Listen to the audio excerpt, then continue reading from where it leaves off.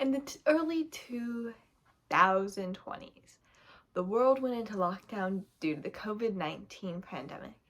And on a popular episode of Big Brother Canada and Big Brother Germany, the contestants are told about the pandemic and react to it. And it is interesting to see these people who had no idea what was going on in the world around them figure out what was going on in the world around them. A global pandemic. They had been locked in this house since February, essentially quarantined from the outside world. They had no idea the severity of it. And when I first heard about this Big Brother situation, my mind went to the same place that most people's minds would immediately go to: the prison industrial complex. And I wanted to know how prisons dealt with the pandemic, how much people in prison know about the pandemic, and now that people are getting vaccinated, are people in prisons eligible for vaccines, and how are vaccines being distributed around prisons? And so, when I am interested in something, I do what every normal person does. Script a video essay about a few Google searches I did for fun. Although, this turned out to be slightly less fun than I thought. Wow, who could have thought that researching a global pandemic would be kind of depressing? Honestly, going into this, I was kind of expecting to read an article about someone who was incarcerated during COVID-19 and being like, hee hee, I didn't even realize COVID was a thing. But it's very unlikely that someone who was in prison during COVID didn't know about it. Because as of April 2021, it is believed that 20% of all incarcerated people have had COVID. That is 1 in 5. And with 1,800,000 people currently incarcerated in the United States, using the 1 in 5 statistic, it would mean that roughly 450,000 people in the US prison system have had COVID. Those numbers are not accurate because, according to the Equal Justice Initiative, as of April 16th, 2021, more than 661,000 people in prison have had COVID, and at least 2,999 have died from it. Now, it should be noted that these numbers are very much likely underreported due to the lack of testing and testing availability within prisons. Also, according to the Equal Justice Initiative, it is estimated that an incarcerated person is at 5 times the risk of being diagnosed with COVID than someone that's not within the US prison system. The COVID rate from within prisons is 5 times the national average, with an average of 1,400 people in prisons testing positive for COVID daily and 7 dying daily. And while yes, national numbers are higher, I would like to state that the incarcerated population of the United States is 0.7% of the population, but the incarcerated population makes up 2% of all COVID cases, which might not seem like a lot until you realize that as of the time of writing this video, there have been exactly 32,289,049 reported cases of COVID from within the United States. People within the prison system also have a higher risk of getting COVID. It is estimated that the US prison system is operating at 103% of its capacity. Overcrowding in US prisons is a real problem. According to a report that the Federal Bureau of Prisons did in 2019, 22 states reported overcrowding, with states like Montana reporting that their prisons were at 214% of their capacity.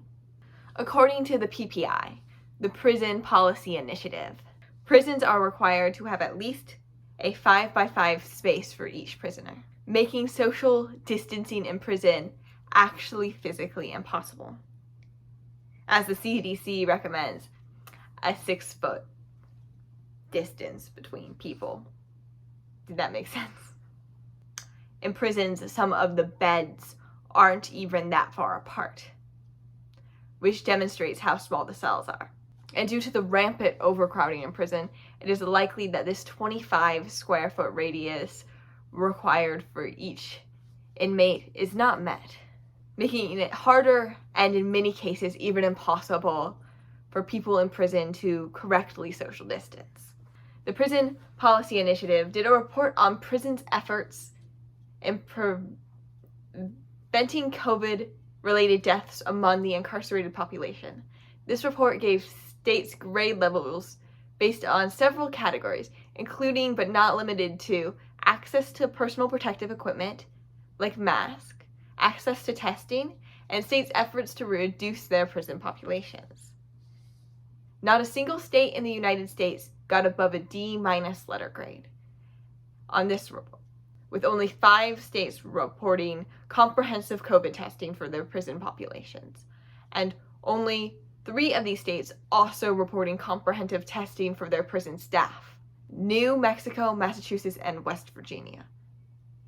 And with New Mexico and Massachusetts still getting an F overall, and West Virginia getting a D-, one of the highest scores on this report.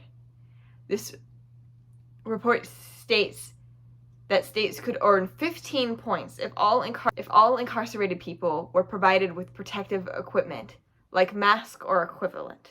Suffice to say, no state got those 15 points, with most states not even giving inmates masks unless they had tested positive, and with some states not even taking that precaution. So, with prisons failing to score above 23 points on the COVID preventative measures report, it is clear to see why people within the prison system were affected by COVID at a disproportional rate to people outside of it. I would also like to mention that the number of incarcerated people spiked in June and July, around the same time COVID numbers were at their peak. Now, it's been over a year since the pandemic started, and an estimated over 40% of the US is vaccinated, including me. But with the incarcerated population at a higher risk of contracting COVID, it left me wondering, are these people able to get the vaccine? And what are prison systems doing about getting the people within them vaccinated? And it appears that many states are actually currently offering vaccines to inmates.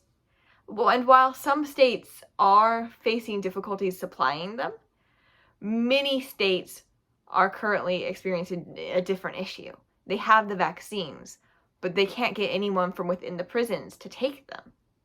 According to Julie Ward, a registered nurse, there are a variety of reasons that people in general are hesitant to vaccines. Sometimes it's because they think the vaccine is going to be inconvenient or unpleasant or hard to get. Sometimes it's because they don't have all the information about vaccine safety, or they just don't trust the people with the information. And due to the high numbers of reported abuse from within the prison system, it makes sense why people within it would not trust someone if they were like, hey, let me stick you with a vaccine. And this lack of people getting vaccinated within prisons has led to people advocating for better vaccine education from within prisons.